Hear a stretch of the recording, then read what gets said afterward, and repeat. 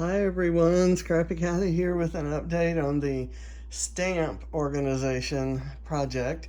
And I will freely admit that I didn't do much this week because I just simply couldn't see very well. And a lot of what I need to do is going to require me not to have to put my readers up and pull them down and all that stuff. So I'm kind of waiting for the surgery, the swelling to go down and some of the inflammation to subside. And so if I use my eyes more, the doctor said I'll get headaches. And oh man, was he right. So let me quickly, what I'm focusing on here is the part that there's some flowers in there, but ignore those. The rest of it is wood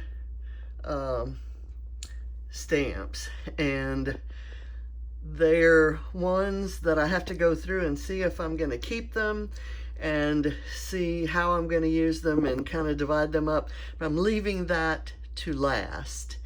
And so I'll start out with the part that I've just kind of chunked them in that empty spot there, which is obviously a spot where I can expand my album storage later. And then I'll go over to the part where I've really done quite a lot of work. Sorry for the camera movement there. What I've done here is go through all of the stamp packets that were in here. And what I've got in here now are my Lawn Fawn stamps. Most stamp sets have a die set with them, and that's what the ribbons are for. It's to hold those together. So this is the die set that goes with that little stamp set. And I keep the Lawn Fawns together. There are a couple of other brands of what I would call cute stamps, cute images, cute sayings, and they may end up in here too. I found my, I may have talked about some of this before. I found my stamp chamois, and so it's in there, but I'm probably going to move it to the my table. Then I kind of went through, there was a different box that had all my loose stamps that had been taken out of whatever packaging or whatever storage mechanism up in those clamshells and folders. And for the small ones, the ones that I think go with sets or go into pre-designated, clamshells, I put them on here. That's a magnetic sheet that's meant to hold dies, but the stamps can, kind of stay there without sliding around. And I stamped all the images here so I could kind of carry this with me whenever I look at stamp sets. And I matched up, I don't know, maybe a third of these with sets. This box is a box of sets that have never been taken apart and put into the clamshells. So I've organized them by category. Let's see. These up here are kind of texture, mixed media type things. And then there's some others. These Dilutions ones will go with in my Dilutions book. So there's some work here, but there's been a lot of work done here already. These stamps I know go in clamshells. There's a spot for them, and I generally know where those are. I just haven't put them there. Haven't done anything really with the clamshells, other than I've found another empty one kind of right up. Let's see if I can get my finger in the front, kind of right up there. And then these are two that are 12 by 12. Generally, these are 8.5 by 11. I may pull those out if I don't need them, but I've freed up these three which I really like a lot. I wish all of these kind of looked like that, and this makes the clamshells a lot easier to pull out. So, but as you know, I'm committed to not buying anything. And one thing that I have seen, scrapbook.com's got a sale on sleeves or envelope type, anyway, plastic sleeves that stamp sets can fit in, and I would really love to have something kind of more uniform for the stamp sets that I'm going to keep together as sets. And I don't know which ones those are, frankly. This area right here is kind of a dump of the big box that I had all mixed media related stamps. So I've got my big Carabelle stamps like this feathered one, and the kind of newsprint sort of like, and then the texty circles. And then I've got a few of the clamshells that have texture type stamps. And I don't know if I'm going to maybe take some of these sets like this one and incorporate them in there, but this stand right here will be my, if not all of my mixed media stamps, they'll be my most used ones.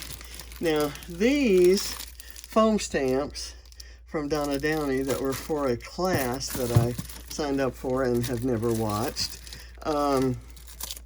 These are ones I forgot I had, and I desperately want to use them, and I have some ideas. So I kind of put them front and center. Eventually they may go up in a more off-site clamshell. I've got a couple background stamps that I use a lot. This one, the music, sheet music, and then this one is the scripty text. And all of these go in clamshells if I find. Here's another one that's similar to that. It's got it's all a really nice font. I think it's 7 Gypsies, and it's got typewritten, I think it's a typewriter font, all names of cities, you know, all over the world. And I love doing a page, kind of having this stamping the portion of the stamp that has the name of the city that I'm scrapping about, and then I circle that city on the page. So I've done that a few times. Anyway, a lot of kind of filing away of all of this stuff. I've got this, for instance, this coffee cup stamp by Tim Holtz, and then there's a label thing that goes with it, and then there's a die that cuts, I'm sure there's a die that cuts out the cup, and I have located the die that cuts out the label, and I've used it kind of to build a card, and I am probably going to have to look in 5 places to find all of those pieces and put them together, but they need to be together in an envelope. I've also started gathering stamp set sized plastic bags so that I can store things until I get a gift certificate and can get those envelopes. But as part of this project, I'm kind of committed to making a system that works without spending any money. So I think I have a good idea of where I'm headed. I'm going to continue a lot of this. I'm going to redo these labels, and I'm going to color code them similarly to reinforce the color coding that I did for my stencils. And I have all that to do either this coming week or when my eyesight permits. So I'll probably let you know on Tuesday whether I'm going to suspend things until I can see better. Right now, just trying to get some swelling and inflammation to go down in my most recently operated eye. So I'm going to close this down here just to say that I've been doing little bits each day, not overtaxing things. I'm really happy with this, but what I want to do now is find some way to maybe organize them. I've got, just as an example, this is a set without any dies. It's got the cute little toadstools and the gnome and a flamingo and a bee. And those are all images that I tend to use a lot. This one is a Christmas related one, and I've got a lot of Christmas things, including stamps and dies, in my Christmas box. So that may leave here and go there, or those may leave there and come here. Haven't really decided. This box right here contains clamshells with Christmas stamps. I have other Christmas stamps, like I said, in my Christmas. I have a cart that's stacked with only Christmas stuff. And, papers, embellishments, stamps, dies, etc. There's a whole slew of dies, like my, and stencils that weren't in my earlier organization because they had been singled out because they were Christmas themed. And I probably will rethink all of that because there's not enough room in that cart for everything I have that's Christmas related.